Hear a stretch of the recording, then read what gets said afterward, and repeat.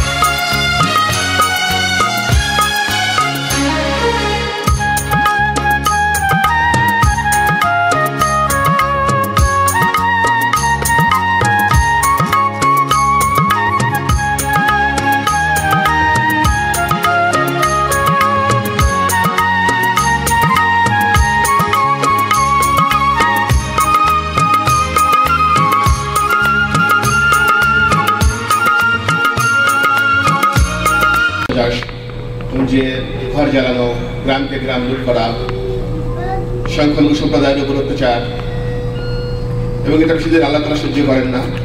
আল্লাহ সীমা লঙ্ঘনকারীকে কখনো পছন্দ করেন না। তাদের এই যে 1 লক্ষ পাকিস্তানি সেনাবাহিনীর যে আত্মসমর্পণ, যারা পৃথিবীর শ্রেষ্ঠ যোদ্ধা হিসেবে পরিচিত, এটা কি মনে করেন না যে এটা তাদের এই পাপের ফসল? এর মধ্যে কিছু রহিম বাদশাহ মুক্তিযোদ্ধা আছেন, দেখা যায় তারা মুক্তিযোদ্ধার কথা বলেন, কিন্তু ওই সময় তার বয়স ছিল 1-2। তো মুক্তিযোদ্ধা হতে পারে তার মা মুক্তিযোদ্ধা করেছে, তাকে কোলে নিয়ে করেছে। যেমন রোগবান তার হাজবেন্ডকে নিয়ে জঙ্গলে গিয়েছিল, সেই জাতীয় কিছু মুক্তিযোদ্ধা আছে। তো মুক্তিযোদ্ধা আমি দেখেছি তার জন্ম স্বাধীনতার পরে, তাকে আমি শ্রদ্ধা করি। যখন বলে আপনার বয়স কত, বলে আমার 6। ঠিক আছে, সে ছিল না, তার মা ছিল মুক্তিযোদ্ধা।